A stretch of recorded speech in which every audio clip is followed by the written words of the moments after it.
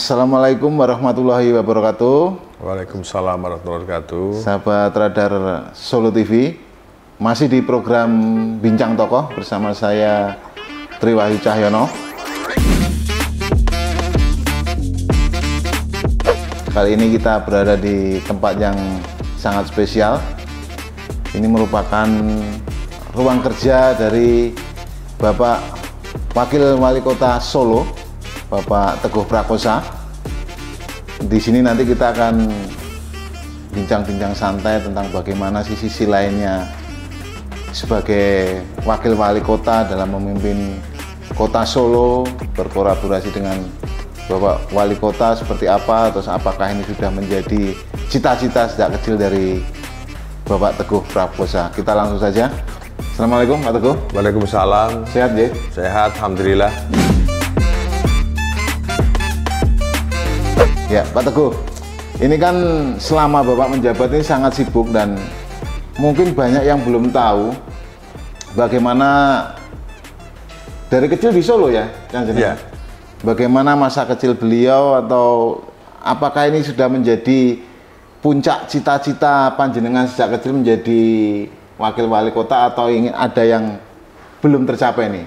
Ya, terima kasih Mas, dan terutama pada Radar Solo TV, selamat siang. Sebetulnya kalau kita bicara cita-cita, saya kira jauh dari cita-cita ya.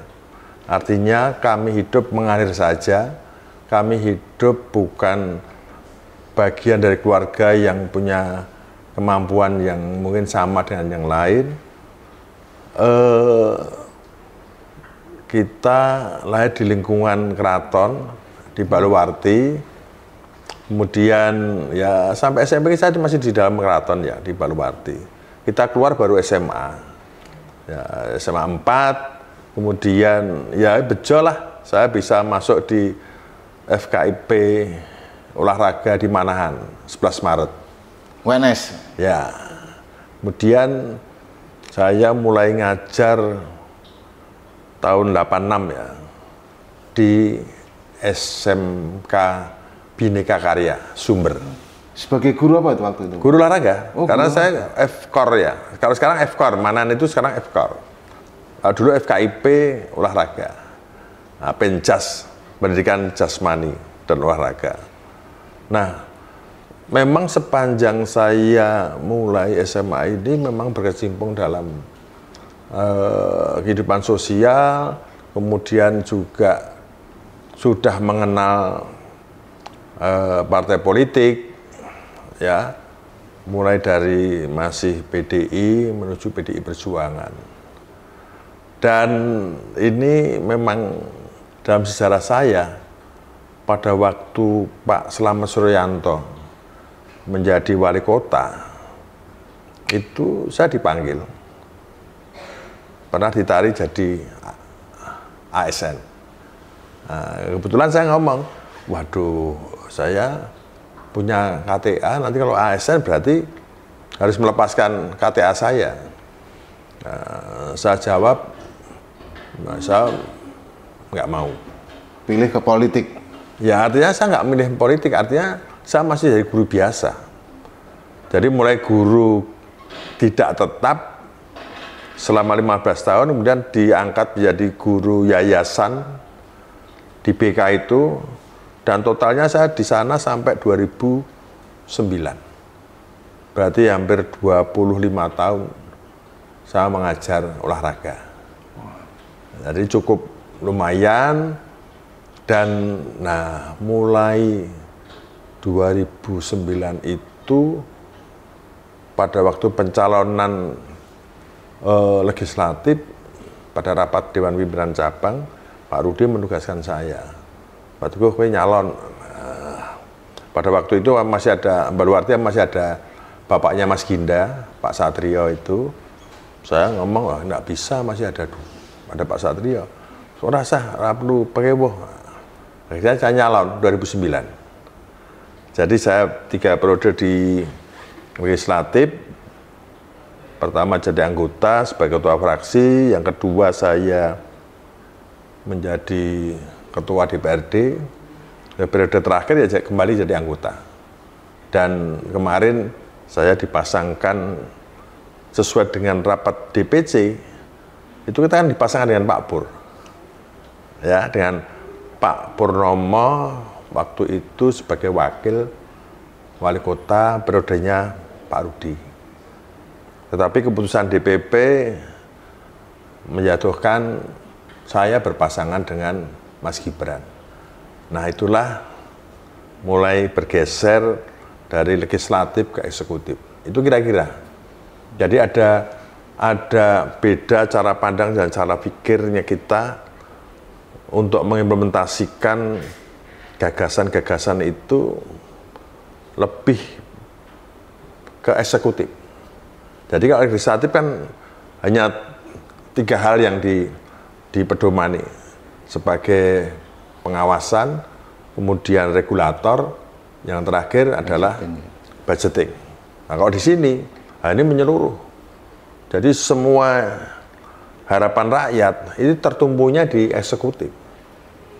Nah, inilah yang harus belajar banyak kehidupan, bahwa beraneka macam permohonan, permintaan, permasalahan yang ada di lapangan itu suka-suka di dalam menganggarkan ini memasukkan dalam nomenklatur itulah yang harus bisa disesuaikan. Nah, ini bedanya memang kita sekarang sudah tidak boleh menganggarkan dengan anggaran yang gelondongan. Misalnya ini untuk kesejahteraan. Nah, kesejahteraan yang seperti apa? Harus rinci begitu ya? Nah, iya, saya kira itu. Jadi saya mengalir saja, tidak pernah bermimpi jadi DPRD, apalagi sampai sini. Dan kontestasi kepala daerah di Kota Surakarta ini kan, ya kota ini kan kota yang paling seksi kalau saya melihat.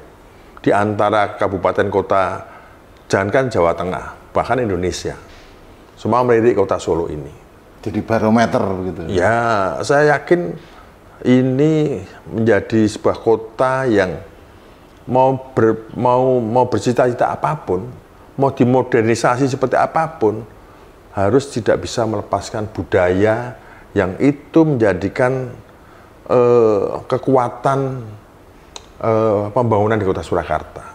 Jadi kalau arah pembangunan ini meninggalkan budaya, maka ya Solo tidak akan menjadi Solo yang dulu dikatakan zamannya Pak Jokowi, Pak Rudi itu, Solo kini adalah Solo tempo dulu. Kan begitu. Jadi tempo dulu dengan sekarang ini tidak merubah mindset, bahkan perilaku masyarakatnya maupun budayanya. Tapi kalau modernisasi ini juga membuat masyarakatnya cara berpikir yang modern, meninggalkan seni budaya yang sudah mendasari kehidupannya mereka di lingkungannya masing-masing, lolo gue, ini yang repot. Ini yang tidak boleh kita tinggalkan. Jadi membangun, kemudian bagaimana menyelaraskan pembangunan itu, biarpun itu bentuk fisik, dengan lingkungannya. Bahwa ini lingkungan mana tadi? Nah, kita mempertahankan lingkungan itu kalau itu bagian dari cagar budaya, bagian dari heritage, maka yang pembangunan di sekitarnya ini harus berdampak atau paling tidak jauh dari lingkungannya. Kalau itu misalnya kita paksakan, ya menghilangkan budaya. Misalnya Pasak Lewer. Kita mau membangun 5 atau 10 lantai, saya kira bisa. Tetapi apakah itu menjadi bagian dari budaya kita? Tidak. Kita mempertahankan apa? Ya, bahwa kita ini masih ada unggah-ungguh, masih ada, itu tadi, budaya menghormati keberadaan keraton. Kenapa kita tidak boleh lebih tinggi dari Jonggobuwono itu? Nah, saya kira ini kan juga bagian budaya yang inginnya adalah bahwa kemajuan itu itu tidak meninggalkan andap asornya. Nah, jadi menghormati yang lebih tua bukan berarti kan anak sekarang tidak bisa, harus bisa. Ini tantangan. Tantangan ke depan siapapun pemimpin Kota Solo ini.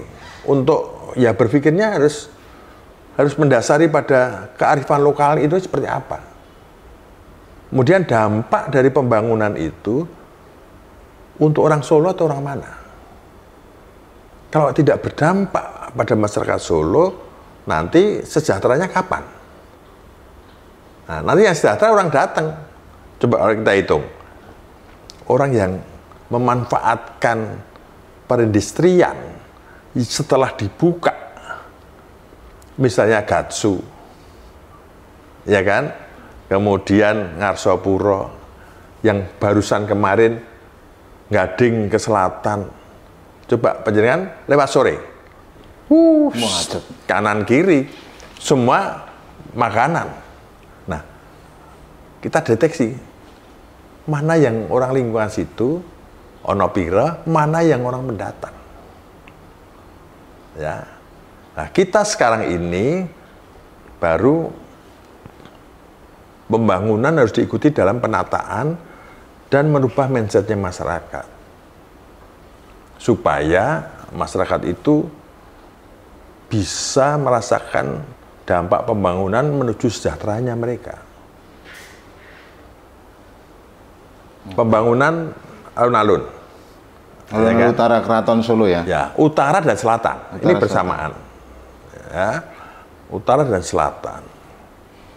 Kita sempat diskusi panjang dengan Keraton, kemudian BCB yang ada di Prambanan, kemudian pemerintah kota yang mewakili saya. Itu sampai 3 kali saya kira. Dan sekarang diputuskan seperti ini. Ya, antara berdebat iki alun-alun iki suket, apa pasir atau apa.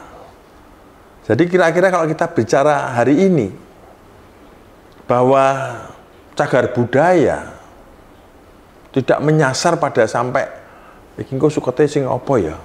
Pasire sing saka ngendi ya? Saya kira itu enggak produktif ya. Alun-alun ini ruang terbuka.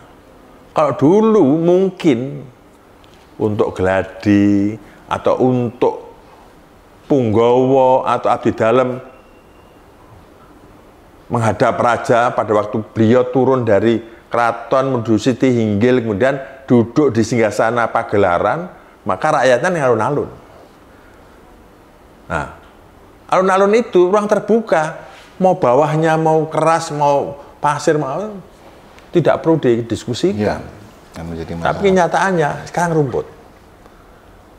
Dampak ekonominya apa? Ya, tidak bisa. Karena kalau itu rumput, Mas, itu untuk kegiatan misalnya yang tiap tahun ada, sekaten. Sekaten, betul. Sesok rusak, Mas. Betul. Dikedui dan sebagainya. Nah, pikir saya, kemarin yang separuh tetap rumput, karena kita memfasilitasi anak-anak olahraga, yang separuh itu dikeraskan. Seperti di Pamedan. Pamedan sekarang tiap Sabtu Minggu laku terus. Mau diangkat rejing dan sebagainya. Aman. Sesuk dilewati terambles, Mas. Nah, kami serahkan ke keraton aja. Ya. Karena BCP yang seperti itu. Nah, ini kira-kira kecil ya. Sedikit pikiran bahwa Solo ini unik. Solo ini seksi, bahwa siapapun mau jadi pemimpin, mau muda, mau setengah muda, atau yang tua sekalipun, sepanjang pikiran-pikiran untuk memajukan kota Solo lewat latar belakang mungkin ya bermacam-macam, tetapi lebih pada bagaimana budaya menjadi tumpuan dalam rangka membangun. Bahwa endingnya adalah kesejahteraan masyarakat. Nah, bisa nggak menghubungkan seluruh pembangunan itu menjadi kesejahteraan? yang mungkin sampai hari ini ya masih belum menyentuh. Biarpun ini sudah kita kawal, mulai kemiskinan, stunting, kemudian masalah gotong royong di wilayah, kumuh, rumah tidak layak huni, yang sekarang mulai dari Mojo sampai Harmoni, Semanggi Harmoni, ini menuju sampai pintu air Dembangan. Belum di beberapa kelurahan lain, ada di Tipes, ada di Serengan, ini yang dulu menduduki makam dan sebagainya, makamnya sudah kita alihkan, itu yang tadinya ruang kumuh, sekarang kita bangun, dan kita kembalikan kepada mereka. Nah, mengembalikan kepada mereka dengan diberi sertifikat itu harus dibarengi dengan memberi pengetahuan bahwa ini loh, kalau menuju sejahtera, rumah ini ojo didol.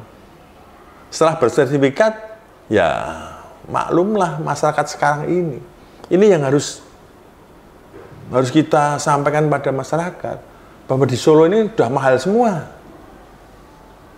Yuk laku 100 juta, mulai omah neng Solo dengan ukuran yang sama, nggak ada. Susah, iya betul. Oke, ya. Itu tadi gambaran apa, mulai dari menata rumput sampai bagaimana rumitnya menata makam dan sebagainya, lahan makam, menata bagaimana agar kota Solo sejahtera, itu tadi sekelumit dari Pak Teguh. Lah, yang ingin saya tanyakan ini Pak Wakil Wali Kota, yang menarik dari politik ini apa? Dari kacamata Pak Teguh ini apa ya? Politik ini kok menarik kota Solo disebut seksi itu bagaimana pendapat ya, Pak Teguh? Karena banyak orang pada berbondong-bondong pengen datang ke Solo, ya. Apa tahu yang ada di Solo sebetulnya? Saya juga berpikir, oh kenapa saya menyampaikan foto ini unik, ini seksi? Ya karena saya melihat banyak orang berbondong-bondong ke Solo menginvestasikan apapun yang ada, dan mereka tidak berpikir, kok laku apa enggak. Tapi realita di lapangan semuanya ada. Mulai hotel, rumah sakit, bayangkan. Dulu Semarang, ibu kota provinsi, belum apa-apanya kalau menghitung rumah sakit dan hotel. Jangan hari ini. Hari ini mereka berbenah. Hotelnya tambah, bintang 5-nya ada Padma, ada apa yang di Jogja itu. Ada tambah. Kita macet ini. Tapi bintang 4, bintang 3 berkembang pesat. Rumah sakit, saya tanya, lah kenapa JIH dari Jogja ke sini? Saya ngomong, Pak Direktur, apa yang menarik di Solo? Bisnis rumah sakit. Karena bukan karena banyak yang sakit ya Pak? Bukan. Bukan ya? Coba, ya pikir, dia sudah survei hampir setengah tahun. Melihat, oh ternyata yang masuk rumah sakit ini Jawa Timur itu istilahnya kalau politik itu Mataraman. Jadi Nganjuk, Madiun, Ngawi, sampai Ponorogo, sampai Pacitan. Itu rumah sakit nggak ke Surabaya, ke Solo.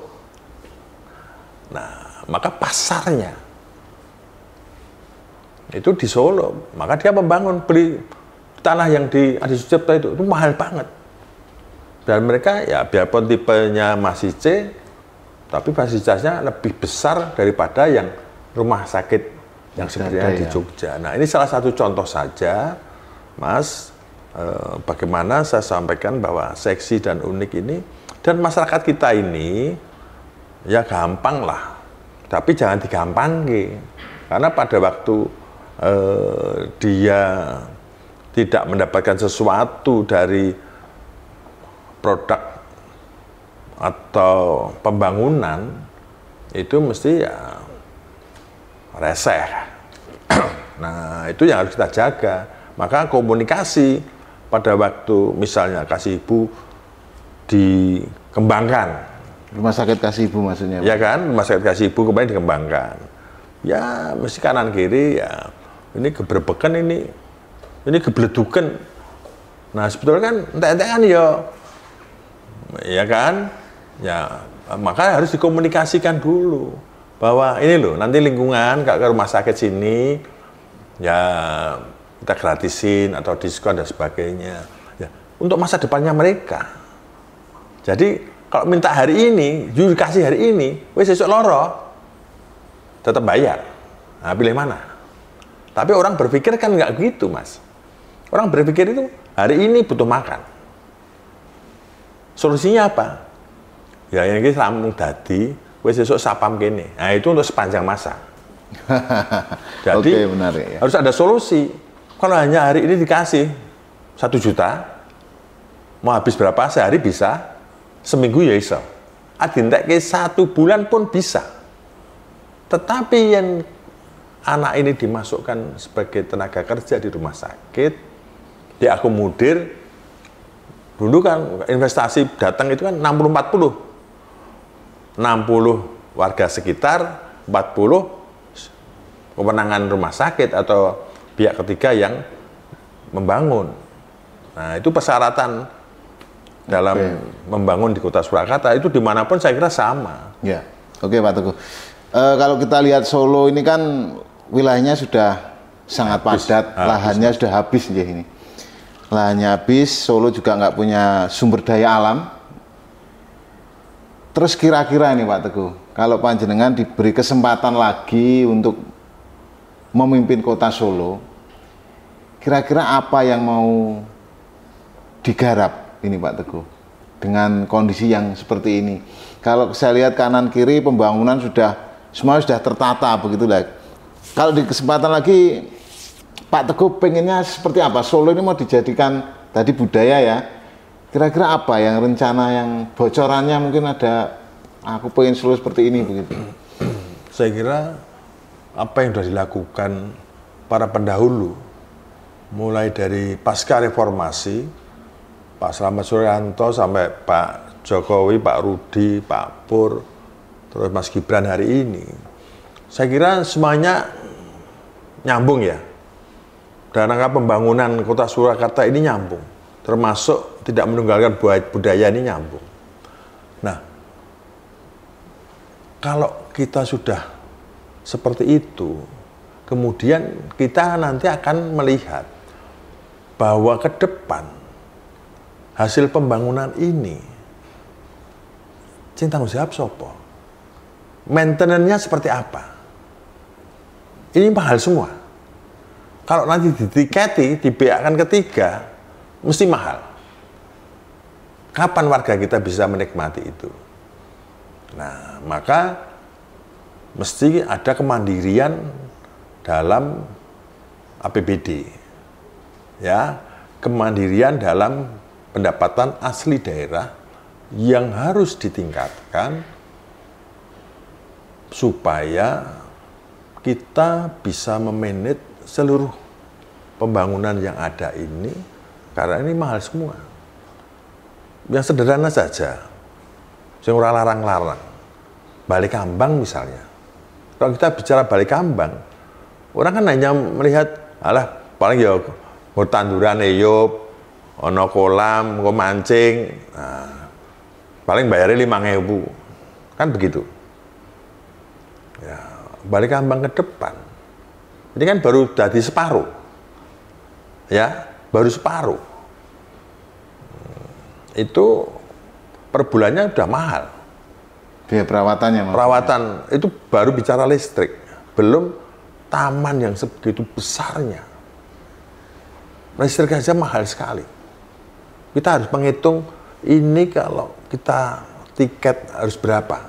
Nah, maka sebagai subsidi silang itu bagi masyarakat Kota Solo harus kita istimewakan.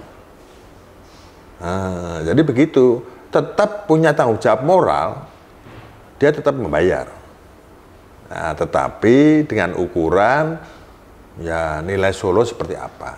Oke. Nah, bagi orang lain ya mesti tiketnya mesti ya seperti yang ada di Solo Safari 100.000. Wah, 100.000 siapa yang kuat orang Solo?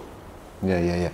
Oke, dari pembangunan Solo lebih ke perawatan termasuk dalam upaya menggandeng investor ini, Pak Teguh. Apa yang mau ditawarkan ke investor ini untuk membangun kota Solo ke depannya, strateginya bagaimana? Ya, Pak Wali sekarang ini hampir semua pembangunan kan ya ada yang APBN ya, rel ganda, beberapa sekolah, tetapi kalau hanya mengandalkan APBN, APBD, bahkan provinsi, itu totalnya kan hanya 2,2,5 triliun lah per tahun, itu termasuk belanja pegawai. Nah, yang lain itu, ini kan CSR semua. Dan CSR itu, kalau di total, itu sudah melebihi APBD kita yang 2, sekian. Nah, ke depan, apa kita mampu? Nah, maka rumusan ke depan lebih pada memanage hasil pembangunan itu. Apakah kita pihak ketiga? Nah, nanti kita harus cari solusi. Balik Ambang, kemudian ada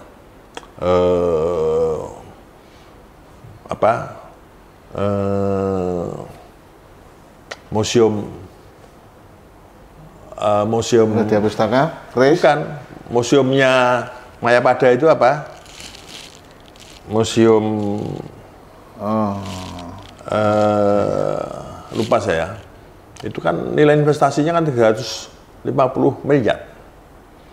Kemudian rumah sakit radiologi yang punyanya UEA, itu yang di belakang STP, itu nilainya ya hampir 200-an miliar. Nah, jadi kita lebih bagaimana hasil pembangunan periodenya Pak Wali ini kita maksimalkan. Ya, saya yakin ini butuh akses lagi pada pemerintah provinsi maupun pemerintah pusat untuk bisa membangun khususnya.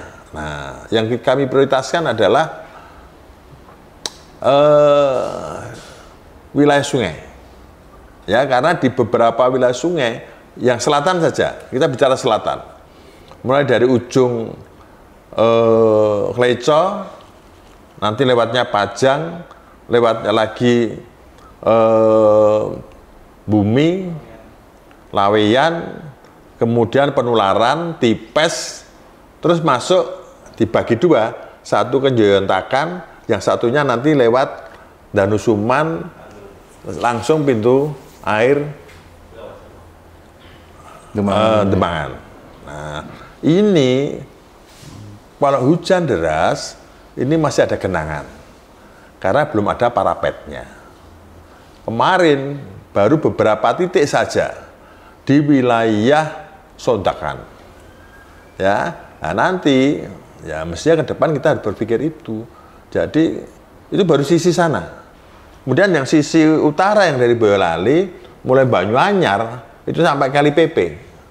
Itu kemarin yang sebagian ada yang agak longsor itu ya baru kita kejar oleh BBBS, Balai Besar Wilayah Sungai. Nah, ini karena anak sungainya Bengawan Solo ya tanggung jawabnya sana. Ini butuh komunikasi, maka kita butuh akses itu agar kesinambungan ke depan untuk bisa melanjutkan pembangunan.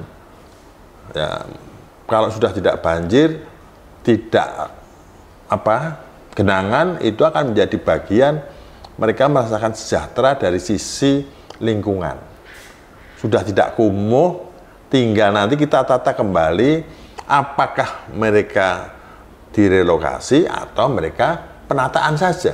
Kalau wilayahnya ada tanahnya, ya kita penataan. Seperti yang ada di Semanggi. Mereka tidak direlokasi, tapi ditata. Nah, kalau konsepnya Pak Rudi dulu, bahwa kalau itu dibangunkan rumah rusun, itu belum sejahtera Pak Teguh. Nah gimana? Karena mereka hanya terbatas, bukan miliknya, dan dia dibatasi 6 tahun. Sesuai perdanya. Biarpun prakteknya, ya muncul 6 tahun. Karena kalau pindah ragelem. Ya, adung nyaman gitu ya. Ini problem-problem yang di antara sekian problem kehidupan di pemerintahan, akhirnya hal-hal yang kecil-kecil pun kita harus tahu. Kita tidak boleh pada zona nyaman.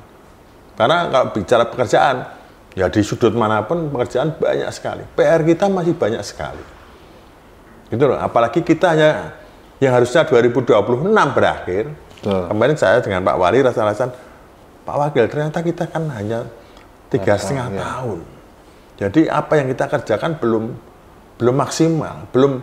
Kalau ini bagian dari koreksi, oke lah, ini bagian koreksi lah. Artinya tidak ada pekerjaan kita yang sempurna, tetapi ini butuh banyak masukan, termasuk media, Radar Solo atau bahkan yang lain. Apa yang kurang? Nah, justru kami ini ingin membuka pintunya agar apa yang sudah kami lakukan, apakah ada yang salah atau yang kurang sempurna, bahkan tidak ada manfaatnya sama sekali. Nah, ini kan juga butuh masukan, karena tidak semua yang kita selesaikan itu menjadi bagian dari solusi. Nah, jadi ini perlu masukan teman-teman, masyarakat, ya silahkan. Ini wilayah publik yang siapapun kita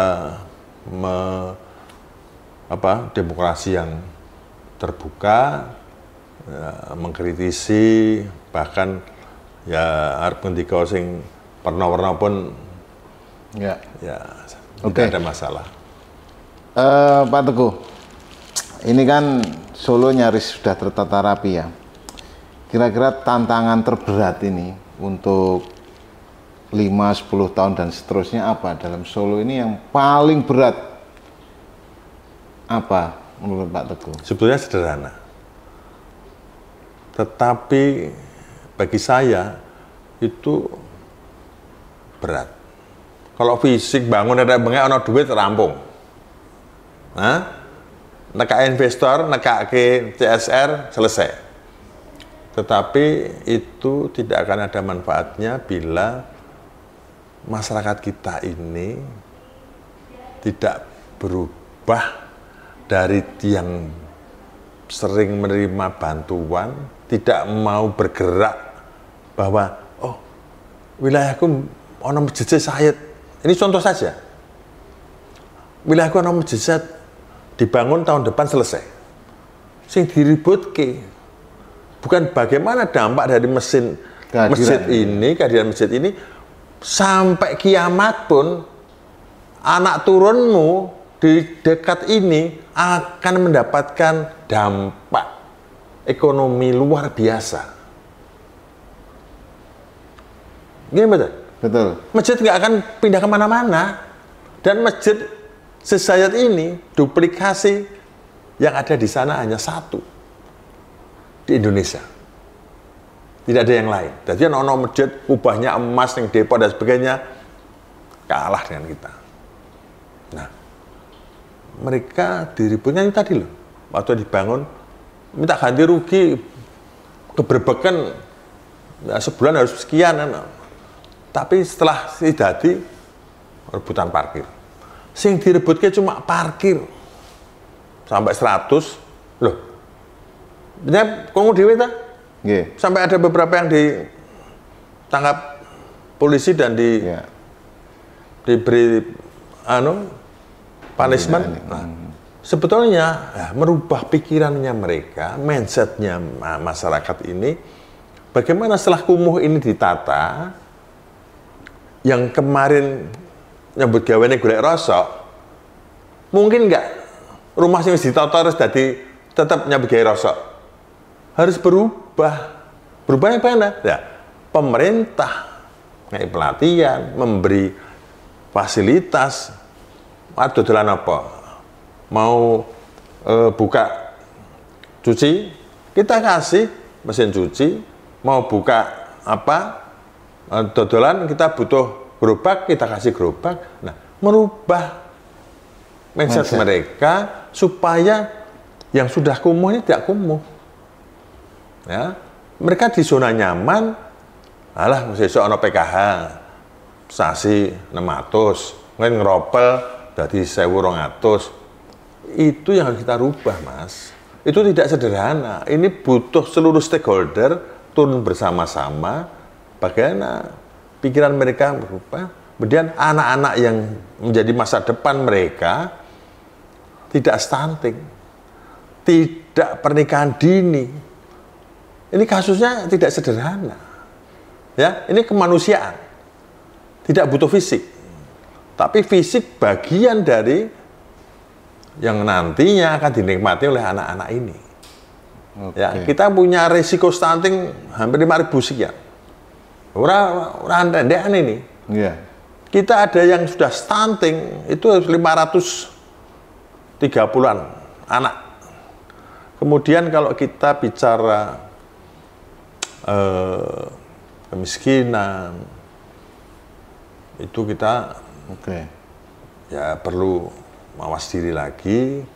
Bagaimana kita menginginkan ya siapapun dalam kebebasan berdemokrasi untuk mencalonkan sebagai kepala daerah terbuka lebar. Ya, tapi minimal bahwa permasalahan yang ada harus menjadi dasar keinginan untuk memimpin kota yang sama-sama dicintai oleh masyarakatnya. Iya, itu tadi ngobrol-ngobrol dengan Pak Wakil Wali Kota Solo, Bapak Teguh Prakosa, luar biasa sekali. Banyak ide-ide segar, ternyata kalau Solo dilihat begitu cantik, Pak Teguh nyebutnya begitu seksi, ternyata ya tetap ada permasalahan ya, Pak Wakil Wali Kota, yang harus diselesaikan dan menjadi pekerjaan rumah bersama, menjadi pekerjaan rumah stakeholder, harus mendapat dukungan dari masyarakat secara utuh seperti itu. Ya, oke, terima kasih Pak Teguh atas waktunya, mengganggu waktunya. Ya. Kita nanti ketemu di lain waktu di tempat yang lebih. Ya, nanti kapan-kapan kita ke sana saja. Oke, siap. Ya. Ke kantor boleh ya Pak Teguh. Ya, terima kasih Pak Teguh. Sukses selalu. Begitu. Assalamualaikum warahmatullahi wabarakatuh. Ya, begitu tadi obrolan kita dengan Bapak Teguh Prakosa dalam program Bincang Tokoh. Nantikan tokoh-tokoh lainnya bagaimana mengelola Solo dan daerah-daerah lainnya lebih menarik. Terima kasih. Assalamualaikum warahmatullahi wabarakatuh. Sehat selalu.